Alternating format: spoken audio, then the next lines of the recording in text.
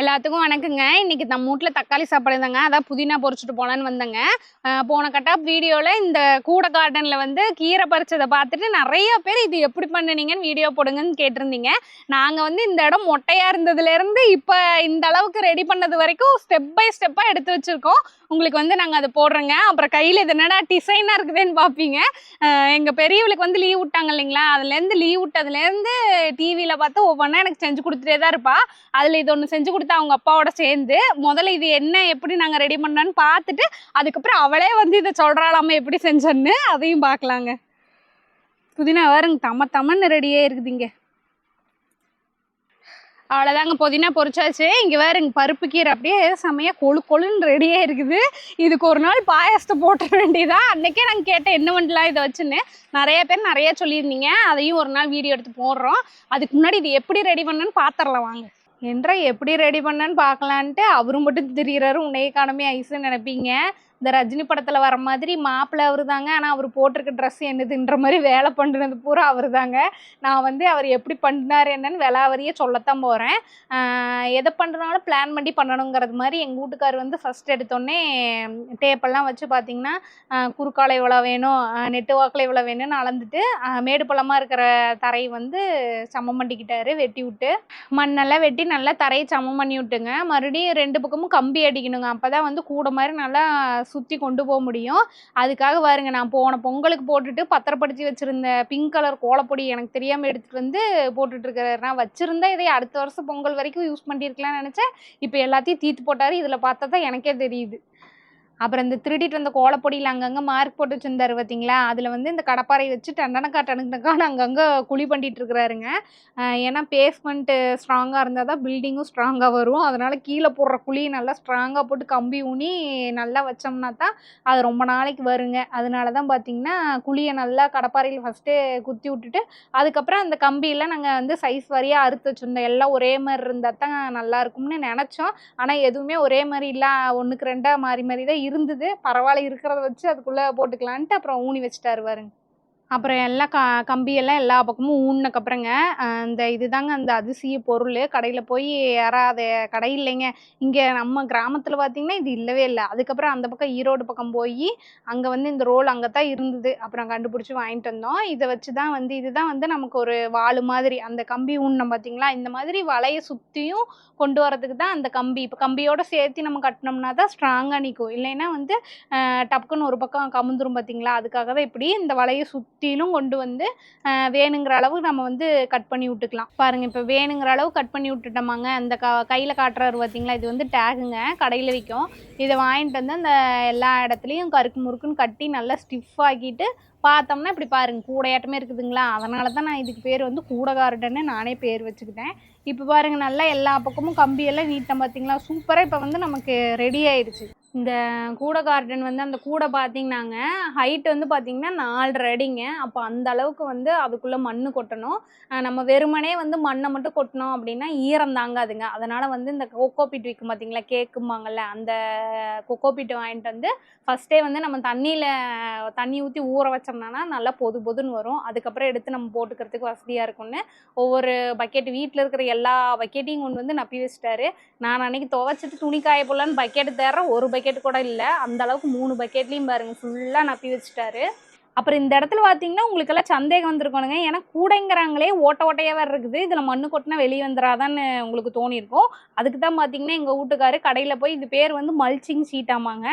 உள்ளே வந்து இதை போட்டு வச்சுட்டோம்னா ஓட்டையெல்லாம் அடைச்சிக்கும், நம்ம வந்து மண்ணு கொட்டலாம். ஆனால் கொடுத்தானுங்க ஒரு சேலையாட்டம் கொடுத்துருந்தா அப்படியே இழுத்துட்டு போயிருக்கலாம். இவனுங்க பிட்டாக கொடுத்து இதை வேற நாங்கள் பொறுமையாக அளவெடுத்து எங்கள் வீட்டுக்காரு பாருங்க அறுத்தறுத்து வச்சுட்ருக்கிறாரு. இது ஃபுல்லாக இப்போ இந்த கூடை எப்படி ஃபுல்லாக ஒரு ரவுண்ட் வந்துருக்கோம், அதே மாதிரி இதை ஃபுல்லாக ரவுண்டு வரைக்கும் கொண்டு வரணுங்க. ஃபுல் கவர் பண்ணிடுங்க பாருங்கள், இந்த மாதிரி தான் ஃபுல்லாக வந்து கவர் பண்ணிவிட்டு, ஏன்னா எங்கே ஒரு துளி ஓட்டை இருந்தாலும் நம்ம கொட்டுற மண்ணே அது வழியாக வெளியே வந்துடும். அதனால் எங்கேயுமே அந்த ஓட்டைங்கிற தடையுமே இருக்கக்கூடாது அப்படிங்கிறதுக்காக எல்லா இடத்துலையும் சுற்றி அதே டேகை போட்டு இறுக்கி கட்டிட்டாங்க பாருங்க. இப்போ பாருங்கள் நல்லா ஸ்டிப்பாக இருக்குதுங்களா. இப்படி சுற்றிலும் பாருங்கள் கட்டியாச்சுங்க. பார்க்கறதுக்கு பாருங்கள் மீன் தொட்டியாட்டமே இருக்குது. இதில் ஒரு தண்ணியை விட்டு ஒரு 2-3 மீன் குஞ்சு வாங்கிட்டு வந்து விட்டா கூட வாரம் ஞாயிற்றுக்கிழமை மீன் தோசைக்கல்ல போட்டு சுட்டு தின்றுக்கலாம். சரி, பூ ஒன்றும் பிரச்சனை இல்லை, நல்லா மண்ணை கொட்டி காய்கறி செடியெல்லாம் போட்டு விட்டோம்னா காய் கீரைன்னு வரும், வறுத்து தின்னுக்கலாம் விடுங்க. இப்போ இந்த பேஸ்மெண்ட் ரெடி பண்ணுற வேலையெல்லாம் முடிஞ்சிருச்சுங்க. இனிமே வந்து பார்த்திங்கன்னா நம்ம உள்ளே மண் கொட்டணும். எப்போவுமே ஒரு செடி வளர்த்துறோம் அப்படின்னா உரம் கொடுக்கணும் இல்லைங்களா? அது மாதிரி இப்போ இலதலை குப்பை எல்லாம் கொண்டு வந்து அடியில் இப்போ அதை தான் கொட்டிட்டு இருக்கிறாரு. இந்த குச்சி கோல் அப்புறம் இலதலை குப்பை எல்லாத்தையுமே எடுத்துகிட்டு வந்து எல்லாமே நமக்கு உரம் தாங்க. அதனால் அடி உரம் வந்து நல்லா இந்த இதை போட்டுக்கிட்டோம் நம்ம. எங்கள் வீட்டு பக்கத்தில் அந்த தோப்புக்கிட்டலாம் இருந்தது. அதுக்கப்புறம் பார்த்திங்கன்னா அதுக்கப்புறம் ஸ்டெப்பு மண் தாங்க. அந்த இலதலை குப்பைக்கு மேலேயே வந்து நம்ம மண் எந்த அளவுக்கு வந்து மண் கொட்டி நல்லா அமுக்கி வைக்க முடியுமோ அந்த அளவுக்கு கொட்டினோம். இப்போ இந்த கம்பி பச்சை கம்பி வந்து குறுக்க கட்டுவார் பார்த்தீங்களா? இது எதுக்குன்னா இப்போ நம்ம மேலே வந்து மண் கொட்டிகிட்டே வர வர மேலே அந்த வாய் வந்து பார்த்திங்கன்னா பொழந்த மாதிரி இருக்குது. அது எச்சா பொழந்துட்டு போயிடுச்சுன்னா பண்ணின வேலை பூரா வெட்டியாக போயிருன்ட்டு மேலே வந்து அது கொஞ்சம் வேலை பண்ணக்கப்புறம் தான் எங்களுக்கு வந்து தோணுச்சு. அதுக்கப்புறம் தான் இந்த கம்பி கட்டு கம்பி மாதிரி அதை வெட்டி குறுக்க வந்து கட்டி விடுற மாதிரிங்க. இப்படி இழுத்து 2 பக்கத்தையும் இழுத்து கட்டிட்டோம் அப்படின்னா நம்ம எவ்வளோதான் மண் கொட்டினாலும் அப்படி இழுத்துட்டு வாய் வந்து பொழந்த மாதிரி போவாது. பாருங்க ஃபுல்லாக பாருங்க இந்த லாஸ்ட்லேருந்து அந்த லாஸ்ட் வரைக்கும் அந்த பச்சை கம்பியை போட்டு நல்லா இறுக்கி கட்டிட்டோம். இப்போ தாங்க காவாசி தாங்க மண் கொட்டியிருக்கோம். அங்கே பாருங்க இப்போ குழியாட்டம் போகும் பாருங்க. எட்டி பார்த்தா ஒரு ஆளே உளுந்துடலாம் மாட்டிருக்குது. அங்கே பாருங்க இன்னும் எவ்வளோ இடம் இருக்குது பாருங்க. இனிமேல் கொஞ்சம் கொஞ்சமாக மண் கொண்டு வந்து கொட்டணுங்க, நப்பணும். இந்த மேலே 4 அடின்னு சொன்ன பார்த்தீங்களா? அந்த 4 அடிக்கு வந்து ஒரு 1/2 அடி விட்டா ஒரு 4 அடி வரைக்குமாவது நம்ம மண் கொட்டணும். இப்போ வந்து இந்த கூடையில் பார்த்தீங்கன்னா காவாசி மண்ணை நப்பிட்டுங்க. நாங்கள் வீடு கட்டும்போது பார்த்தீங்கன்னா பைப்பெல்லாம் பாத்ரூமுக்கு போட்ட பைப்பெல்லாம் மிச்சமாயிடுச்சுங்க. அதெல்லாம் என்ன பண்ணலாம் நினச்சிட்டு இருந்தோம். பரவாயில்ல இந்த வேலைக்கு ஆயிடுச்சு. இப்போ பாருங்கள் இந்த பைப்பெல்லாம் ஒரே மாதிரி எல்லாம் வெட்டிக்கிட்டேன். எத்தனை பைப்பு நமக்கு வேணுமோ அத்தனை பைப்பு வெட்டிட்டு அடியில் இந்த கேப்பு மட்டும் போய் கடையில் வாங்கிட்டு வந்து அப்படி கேப்பு போட்டு எல்லாத்தையும் அடியில் மட்டும் மூடிடணும். இப்போ இந்த பைப்பு எதுக்குன்னாங்க, இப்போ நம்ம தரையிலே செடி வைக்கிறோம் அப்படின்னா ஓசில் தண்ணி விட்றோன்னா எந்தெந்த செடிக்கு வேணுங்கிறது நமக்கு தெரியும். நம்ம கண்ணில் பார்த்து விட்டுக்குவோம். ஆனால் இப்போ வந்து நம்ம ஒரு டிசைனாக செடி போட போகிறோம் இல்லைங்களா? அதனால் வந்து எல்லா பக்கமும் நம்ம செடி போடுவோம். ஆனால் தண்ணி வந்து ஒரே வாக்கில் விட்டோம்னா எங்கே போகுது வருதுன்னு நமக்கு தெரியாது. அதுக்கு தான் ட்ரில்லர் மிஷின் வச்சு எல்லா பைப்லையும் பாருங்க ஓட்டை போட்டுட்ருப்பாரு. இது எதுக்குன்னாங்க தண்ணி விட்டோம்னா பைப்பு வழியாக வெளியே வர்றதுக்கு. இதுலேயுமே பார்த்தீங்கன்னா மேலெல்லாம் வந்து ஓட்டை நிறையாவும் அடியில் வந்து ஓட்டை கம்மியாகவும் தான் போட்டிருப்பாரு. இது எதுக்குன்னா இப்போ நம்ம தண்ணி விடுறோன்னு வைங்க, சர்றன்னு கீழே இறங்கி போயிடும். அது போகாமல் இருக்கிறதுக்காக மேலே நிறைய ஓட்டையும் கீழே கம்மியாக விட்டோம்னா ஒரே மாதிரி பாயும். அடி வரைக்கும் இப்போ நம்ம அடி வரைக்கும் செடி போடுறோங்கிறனால அடி வரைக்கும் தண்ணி போகணும் இல்லைங்களா? அதனால தான் மேலே நிறைய ஓட்டை போட்டுட்டு கீழே கொஞ்சம் ஓட்டை போட்டுக்கிறோம். இப்போ பாருங்க ஓட்டை போட்ட பைப்பெல்லாம் கொண்டு வந்து அங்கே நிறுத்தாத்தி வச்சோங்க. ஆனால் வந்து இது இப்படி மண் கொட்டும் போது அங்கேயும் இங்கேயும் சாஞ்சிருமே என்ன பண்ணலான்னு அப்போ எங்கள் வீட்டுக்காருக்கு ஒரு ஞான உதயம் பிறந்து அந்த நடுவில் கட்டுக்கம்பி கட்டியிருக்கும் பார்த்தீங்களா? அதுதான் இருக்குதே, அதுக்கு இடையில விட்டுருவோன்னு அதுக்கு இடையில விட்டுட்டோம். அப்படி பார்த்தா வந்து நல்லா ஸ்டிஃபாக நின்றுக்கும். நம்ம மண் இப்போ இதுக்கு மேலே கொட்டும் போது அங்கேயும் இங்கேயும் ஆடாது. மெயினாக பாருங்கள் எத்தனை பைப் வச்சுருக்கோம் பாருங்கள். இப்படி வைக்கும்போது மேலேருந்து கீழே வரைக்கும் நம்ம எந்த லைனில் செடி வச்சாலும் எல்லாத்துக்கும் வந்து தண்ணி பாஞ்சிரும். அதுக்கு தான் பாருங்கள் எத்தனை பைப்பு வந்து நடுவில் வச்சுருக்கோம் பாருங்க. அப்புறம் பைப்பெல்லாம் வச்சு நல்லா நிறுத்திட்டு மண் கொண்டு வந்து கொட்டினா அப்படிங்க எல்லாம் வந்து பைப்புக்குள்ளேயே கொட்டிடுச்சு. அப்புறம் தான் வந்து நான் தான் இந்த ஐடியா கொடுத்தேன். ஏங்க மண்டை மேலே உள்ள கொண்டையை மறந்துட்டீங்களேன்னு மேலே ஜவுக்காயத்தை போட்டு மறைச்சி வைங்க, அதுக்கப்புறம் மண் கொட்டுங்க, அப்போ தான் பைப்புக்குள்ளே போகாது அப்படின்னு நான் இப்படி ஒரு சூப்பர் ஐடியா கொடுத்தேன். அதுக்கப்புறம் அவரும் அதை பண்ணினார். அதுக்கப்புறம் பார்த்தீங்கன்னா அந்த 3 பக்கெட்டில் வந்து கொக்கோ பீட்டை ஊற வச்சுருந்தேன் பார்த்தீங்களா? அதில் வந்து தண்ணி இருக்குங்க. அந்த தண்ணியோட கொண்டு போய் கொட்டினோம்னா வந்து ரொம்ப சொதன்னு இருக்குன்ட்டு ஃபஸ்ட்டு கொக்கோ பீட்டெல்லாம் வந்து வெளியே ஈரப்பதம்லாம் போகிறதுக்காக கொட்டி பரப்பி விட்டுட்டு அது நல்லா ட்ரை ஆனதுக்கப்புறம் எடுத்து மறுபடியும் வந்து இப்போ கொக்கோ பீட் போட ஆரம்பிச்சிட்டோம். ஏன்னா ஒரு கீழே வந்து இலத்தலை உரம் கொடுத்தோம். அதுக்கப்புறம் மேலே மண், அதுக்கப்புறம் ஒட்டுக்க மண்ணையே கொட்டிட்டு கடைசியாக கொக்கோ பீட் போட்டோம்னா மேலே மட்டும்தான் ஈரந்தாங்க, அடியில் தாங்காது இல்லைங்களா? அதனால் கொஞ்சோண்டு மண் கொட்டினதுக்கப்புறம் கொக்கோ பீட்டு போட்டு இது பண்ணிட்டோம். அது கொக்கோ பீட் ஒரு ரவுண்டு போட்டதுக்கப்புறம் அவர் வந்து குப்பை பொறுக்க போயிட்டாருங்க. அங்கேருந்து கூட்டிகிட்டு வர்றாரு. ஒரு நாள் இப்படி எங்கள் வீட்டில் கூட்டினது இல்லைங்க. இங்கே பாருங்க இப்போ செடிக்கு மட்டும் அங்கே போய் கூட்டிகிட்டு இருக்கிறாரு. கூட்டி அள்ளி இந்த குப்பையெல்லாம் வந்து ஒவ்வொரு பக்கெட்டாக கொண்டு வந்து கொட்டிகிட்டு இருந்தாரு. பார்க்கறதுக்கு வந்து ஈஸியாக மண் கொட்டின மாதிரி இருக்குங்க. ஆனால் இது வந்து பார்த்தீங்கன்னா 3-4 நாள் வேலை இழுத்துச்சுங்க. ஏன்னா ஃபுல்லாக 4 அடி வரைக்கும் மண் நிரப்பணும். அது மண் எங்கே இருக்குதுன்னு கண்டுபிடிச்சி கொண்டு வந்து கொட்டுறதுக்கே எங்களுக்கு 2 நாள் ஆயிடுச்சு.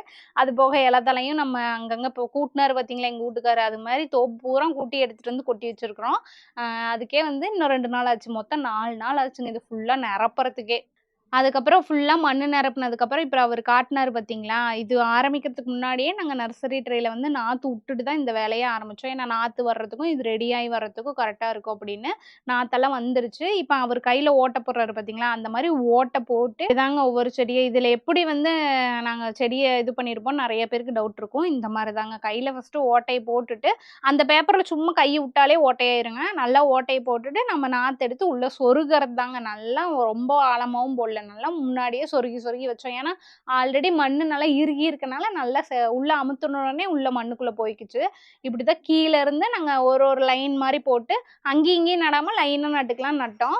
இப்படி வந்து முதன்னு இதுல நாங்க போட்டது பாத்தீங்கன்னா அன்னைக்கே சொன்ன மாதிரி பசலைக்கீரை தாங்க. அந்த பிரசர் கீரை பொரிச்சு பாத்தீங்களா, அதுதான் ஃபர்ஸ்ட் நட்டோம். ஏன்னா மண்ணுலயுமே ஈஸியா வளரக்கூடிய கீரை அதுதான். அதையே வச்சு நம்ம ட்ரை பண்ணுவோம். ஏன்னா எடுத்தோடனே வளராம போயிடுச்சுன்னா நமக்கு இவ்வளவு வேலை பண்ணி மனசு வந்து கெட்டு போயிரும் அப்படின்ட்டு எடுத்தோடனே நாங்கள் வந்து ப்ரெஷர் கீரையில் தான் ட்ரை பண்ணோம். சூப்பராக வந்துச்சு. அதுக்கப்புறம் தான் நிறைய லைன் கீரை, பூச்செடி, அப்புறம் நாற்று, இன்னும் கத்திரிக்காய் நாற்று, தக்காளி நாற்றெல்லாம் நடுற அளவுக்கு நம்பிக்கை வந்தது இந்த ப்ரெஷர் கீரை பூச்செடியெலாம் நல்லா வந்தது பார்த்து தான். பாருங்கள், இதெல்லாம் ரைன் கீரை, இந்த சிவப்பு பொன்னாங்கண்ணின்னு சொல்லுவாங்க.